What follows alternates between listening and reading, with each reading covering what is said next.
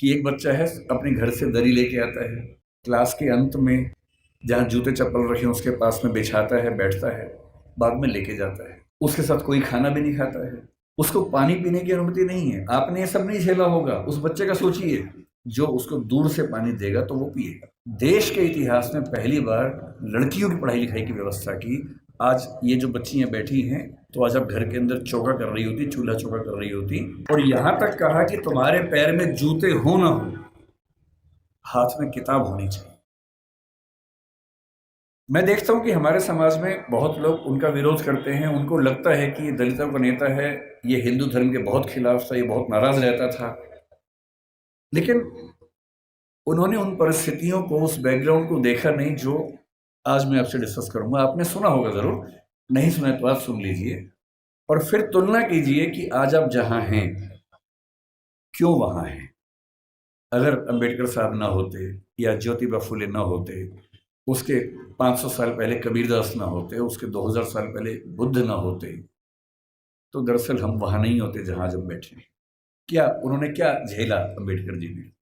जब वो 6 साल के हुए, यही पैदा हुए, यही उनका घर है, मुझे बताया गया इसी घर में उनका जन्म हुआ। आप लोग कितने सौभाग्यशाली हैं कि आप यहाँ आते हैं। मैं तो पहली बार जीवन में आया हूँ।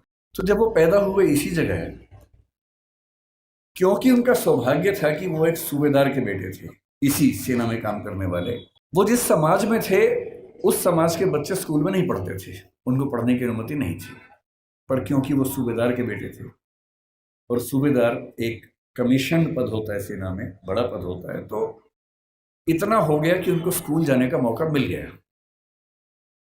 पर उनकी माँ को, आदरणीय भीमाबाई जी को अच्छे से पता था कि जब बच्चा स्कूल जाएगा तो इसके साथ बहुत बुरा बर्ताव होगा, जिसको आपकी भाषा में बुलिंग कहते हैं, आजकल के बच्चों की भाषा में बुलिंग कहते हैं, उसका खतरा था। और माताओं को, पिताओं को बहुत चिंता होती है कि हमारे बच्चे के साथ स्कूल में ज्यादती ना हो, बदतमीजी ना हो।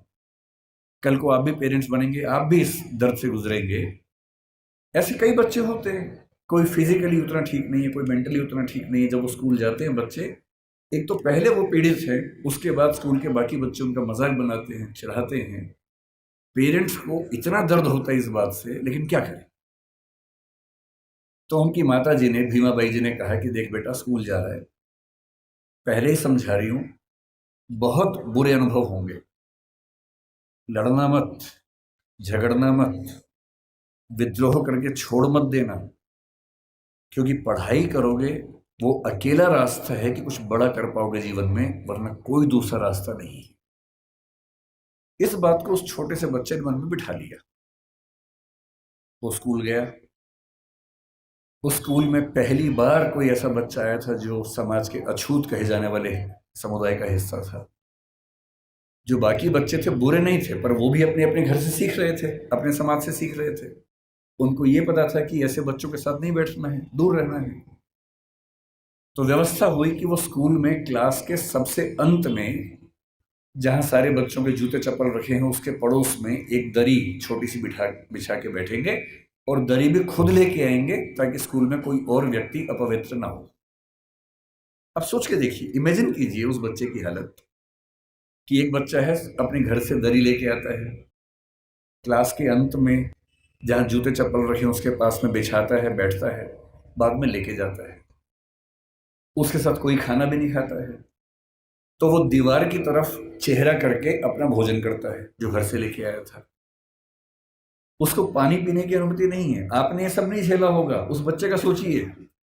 ये आज से केवल और केवल 110 साल पहले की बात मैं कर रहा हूँ, बहुत पुरानी बात नहीं है, 115 साल पहले की बात। उस बच्चे को पानी पीना है और स्कूल में पानी की एक ही व्यवस्था है कि जो पानी का नल है या घड़ा है उसे वो नहीं छू सकता। तो एक चपरासी है जो उसको दूर से पानी देगा तो वो पिएगा, वो घड़ा नहीं छू सकता है। और ये बात कोई और नहीं कहा है, डॉक्टर अंबेडकर ने खुद अपनी आत्मकथा लिखी है। वो उस समय छप नहीं पाई थी, छपी 1990 के आसपास है। अंग्रेजी में उस आत्मकथा के कुल 6 अध्याय हैं। उसका नाम है वेटिंग फॉर ए वीजा। ये उन्हीं की पुस्तक है। उसमें केवल 6 अध्याय हैं, जिनमें से 4 अध्यायों में उन्होंने अपने अनुभव बताए हैं और 2 में बाकियों के अनुभव बताए हैं। और जो पहला अनुभव है वो यही अनुभव है। इतने बुरे अनुभवों से गुजरने के बाद इस व्यक्ति को गुस्सा क्यों नहीं आएगा? इस व्यक्ति के अंदर नफरत पैदा क्यों नहीं होती। ऐसा ही था 1848 में ज्योतिराव फूले के साथ। फूले अंग्रेजी माध्यम से पढ़े हुए व्यक्ति थे और जब पढ़ाई खत्म हुई उनकी 1847 में, 1848 में उनके एक मित्र ने, जो कि उच्च जाति का था, कहा कि मेरी शादी है तो मेरी शादी में आना। इनको भी लगा ठीक है चलता हूं, उसी शादी में चले गए। उस शादी में वो गए और दूल्हे के माता पिता ने जैसे ही देखा कि एक अवर्ण व्यक्ति विवाह में आ गया है, इतना खराब से उनको लताड़ा, इतना अपमान किया। और ज्योतिराव फूले कहते हैं कि वही मेरा टर्निंग पॉइंट था। मुझे इस अपमान और इस जिल्लत से सिर्फ खुद को नहीं, अपने समाज के हर व्यक्ति को बाहर निकालना था।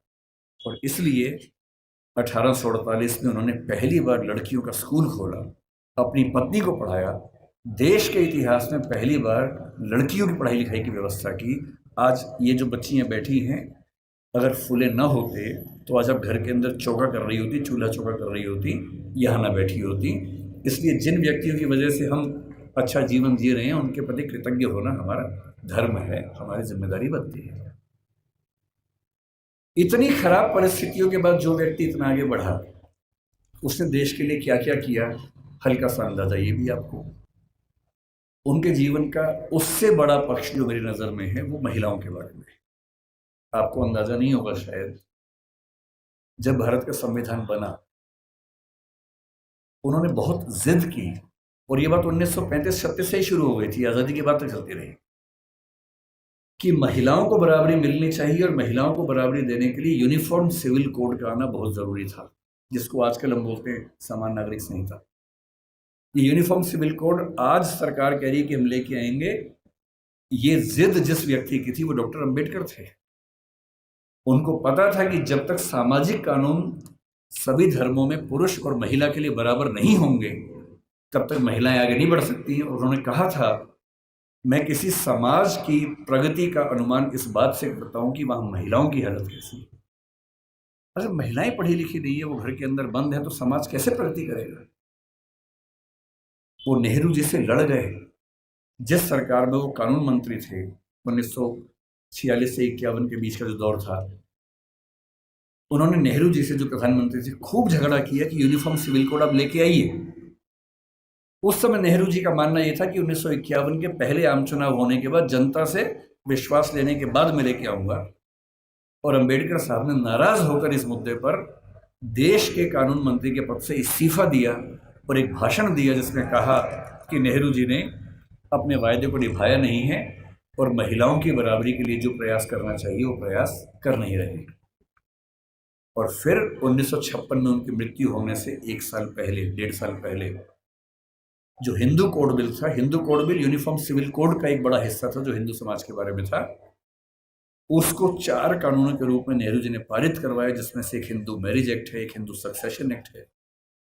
और यदि आज हिंदू समाज की महिलाओं को वो सारे अधिकार मिल पाए हैं जो हिंदू पुरुषों को मिलते हैं, तो उसके पीछे जिम्मेदार सबसे बड़ा यदि कोई एक व्यक्ति है तो वो डॉक्टर अंबेडकर है। इसलिए भारत की महिलाओं को, आप जिस भी धर्म को मानते हो, मुस्लिम समाज पर यूनिफॉर्म सिविल कोड उस समय लागू नहीं करवा पाए वो, अब शायद वो भी होगा। और किसी भी समाज हो, हिंदू समाज हो, मुस्लिम समाज हो, कोई भी समाज, यदि उस समाज की महिलाओं के साथ बराबरी नहीं है, तो राज्य की जिम्मेदारी बनती है कि वो कानून बनाकर बराबरी लाए। और ये विचार मुख्य रूप से अंबेडकर जी का ही था, जिसकी वजह से आज हम यहाँ खड़े हैं।